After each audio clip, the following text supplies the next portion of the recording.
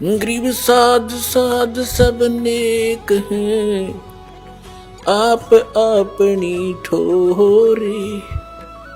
जो सतलोक ले जावेंगे वो साधु कोई और।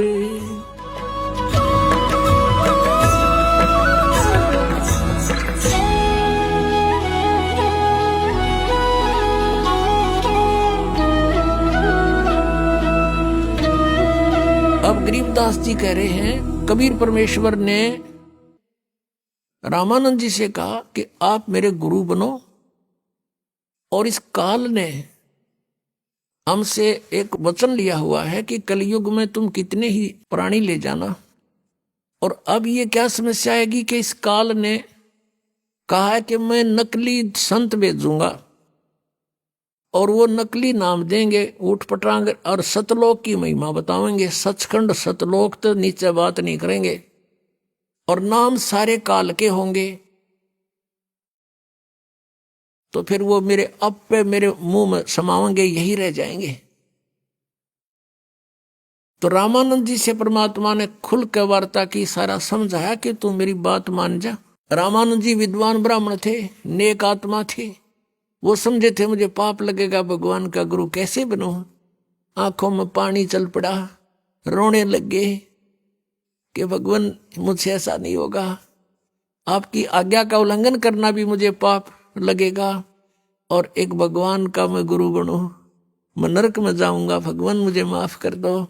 तब कभी परमेश्वर ने कहा कबीर देव जी ने कि स्वामी रामानंद जी, आई एम गॉड, और मैं ही भगवान हूं, और मैं ही पाप नाशक हूं।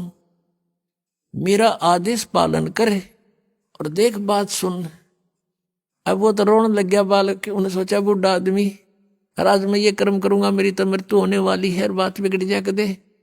बुरी तरह बैठ गया, लेट गया, बल्कि टेढ़ा हो गया, बहुत बुरी तरह तड़फ रहा है। कैसे बनेगी बात। तो परमात्मा ने उसको सारी कथा सुनाई बालक की तरह कि इस काल का दाव लग जाएगा, और ये यदि मैं गुरु नहीं बनाऊंगा, मुझे कोई आवश्यकता नहीं गुरु बनाने की, मैं तेरे घुमा लाया, दिखा दिया आप जी को, लेकिन गुरु बनाना आवश्यक होगा, नहीं तो इस काल का सबसे बड़ा दाव लगेगा कि कबीर जी ने कौन सा गुरु बना रखा था।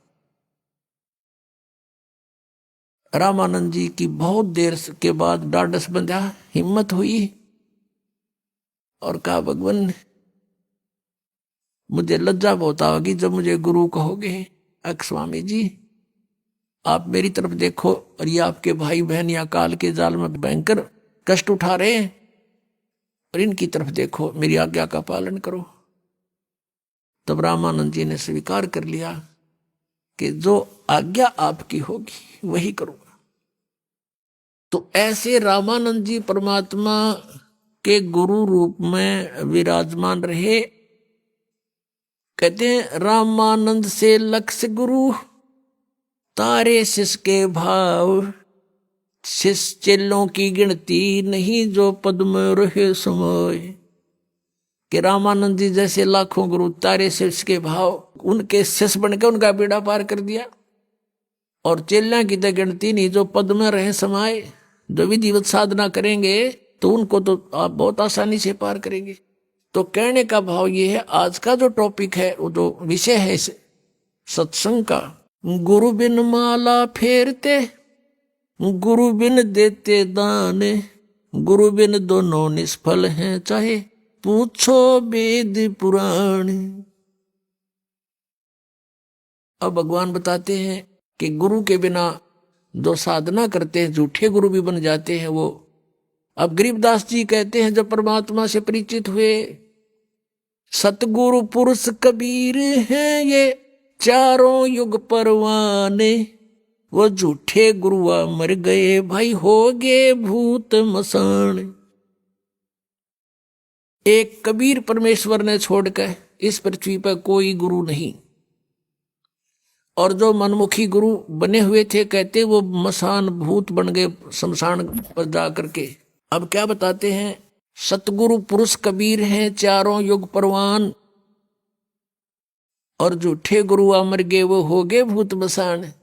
कबीर परमेश्वर चारों युगों में प्रमाण है इस मालिक के आने का। सतयुग में सत सुकृत नाम से, त्रेता में मुनिंदर ऋषि नाम से, द्वापर में करुणा में नाम से और कलयुग में कबीर नाम से वो परमात्मा चारों युगों में सहस्री आए हैं, शिशु रूप धारण किया, फिर लीला करते हुए बड़े हुए। तो वो लीला प्रत्येक युग में ऐसा ही करते और फिर अपना ज्ञान प्रचार करते अपनी प्यारी आत्माओं को और सूक्ष्म वेद को लिखवा कर चले जाते हैं।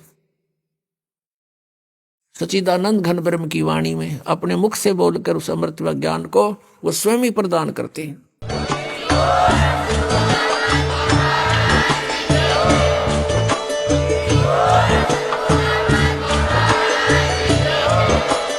आप सुन रहे थे जगत गुरु तत्वदर्शी संत रामपाल जी महाराज जी के मंगल प्रवचन। अधिक जानकारी के लिए विजिट कीजिए हमारी वेबसाइट www.jagatgururampalji.org। संत रामपाल जी महाराज जी के शुभ आशीर्वाद से पूरे विश्व भर में 500 से भी ज्यादा नाम दीक्षा केंद्र हैं, जिन पर संत रामपाल जी महाराज जी द्वारा ऑनलाइन निशुल्क नाम दीक्षा दी जा रही है। अपने नजदीकी नाम दीक्षा केंद्र का पता करने के लिए संपर्क करें 8222880541।